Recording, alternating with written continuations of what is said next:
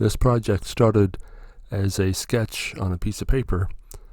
My grandson wanted a top for his nightstand and put the things that he likes in it. He brought over the shotgun shells and some deer antlers and something for a river down the middle. So I got to work and tried to figure out how to make this thing. I started off with the measurements of the top of the nightstand and made a piece of 1/4 inch plywood that would just fit over the top and cover that. And then I built the sides from there.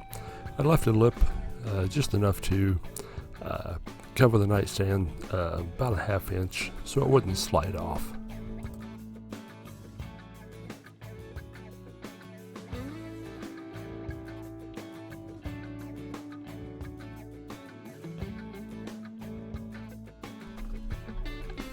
To fasten the frame together, I just used regular screws, simple joints, didn't have to make anything fancy.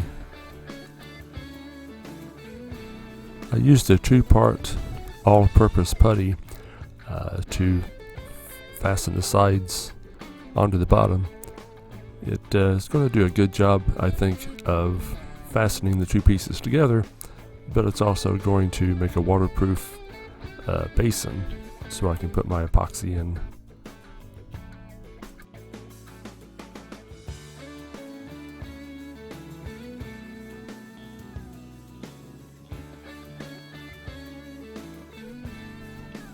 Next, I did a rough sketch off of the paper on how the river was going to be put in the middle of this.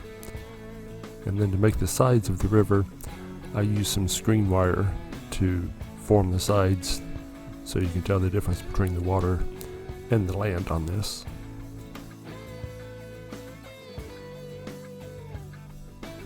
In hindsight, I should have used regular screen wire instead of the fiberglass mesh. It would have stood up a little bit better, kept its shape. But this epoxy sets up fairly fast, about 15 minutes for each batch. So I had to play with it just a little bit, but it didn't take too much to get it to stand up after it started to dry up.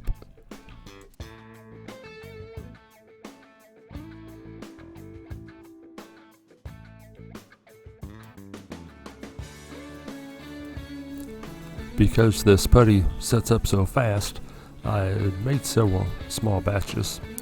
I also made a rock face edge on the sides to kind of give it that little bit of extra to it.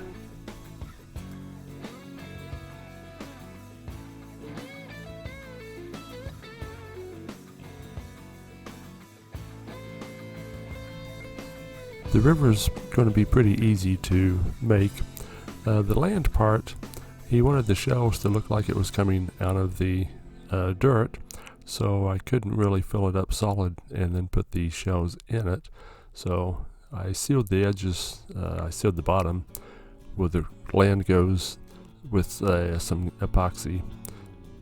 Try to give it that little color. Next, a couple of different shades of blue down the middle for the river. I tried to give it that depth.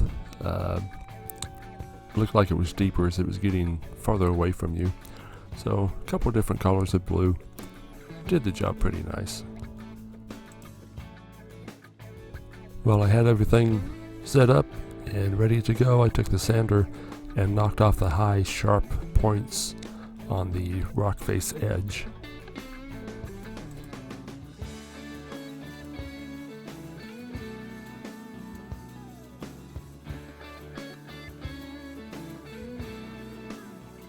Next, it was time to paint the sides of this. I tried to make the river, tried to bring the colors on around the sides of the edges on this.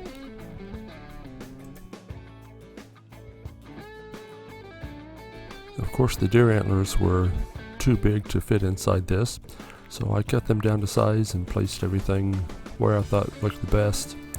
And then the first thing I did after that was put a layer of sand down, make it look a little bit more like dirt. Some of the shells I cut off and filled with epoxy so they wouldn't float, and then placed them around the different sides of the project.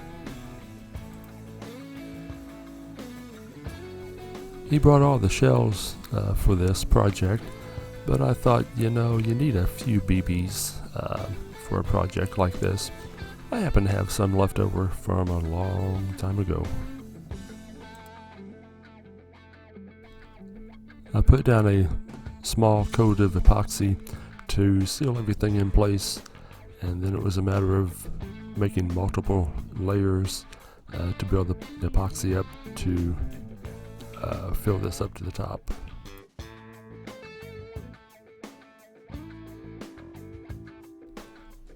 All of the big shells in the river came from the ocean when he went down for vacation.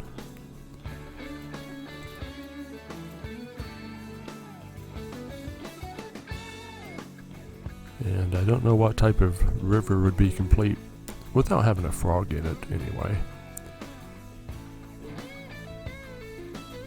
Have a few fish swimming upstream. And then of course we're waiting for some fish on the hooks that we have.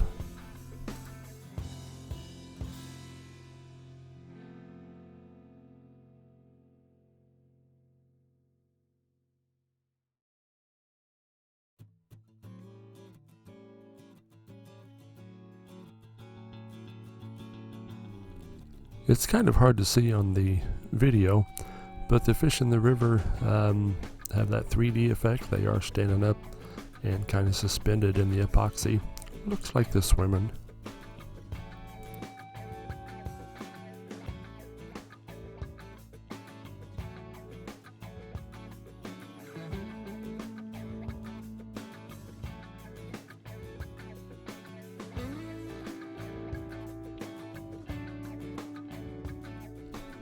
I have a BB and a couple of the shells suspended in the river, or in the epoxy as well.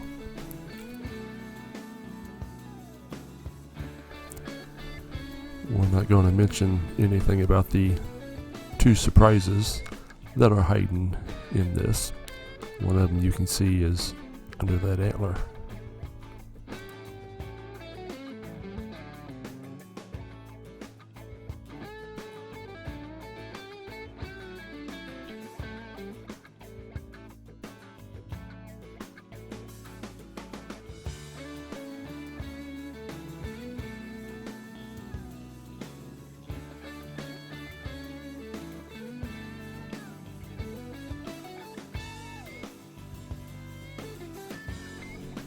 Thank you for taking the time to watch this. I hope you enjoyed it.